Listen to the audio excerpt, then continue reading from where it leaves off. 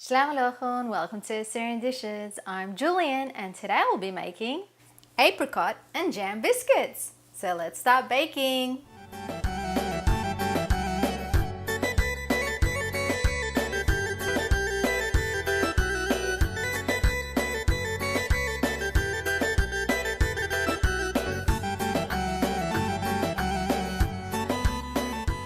These are the ingredients you will need for the apricot jam biscuits.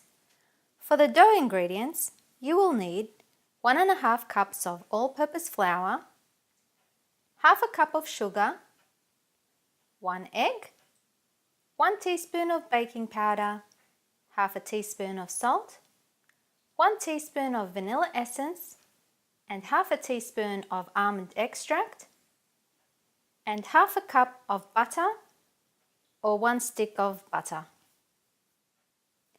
For the second part, you will need some icing sugar, and for the filling you will need some apricot jam.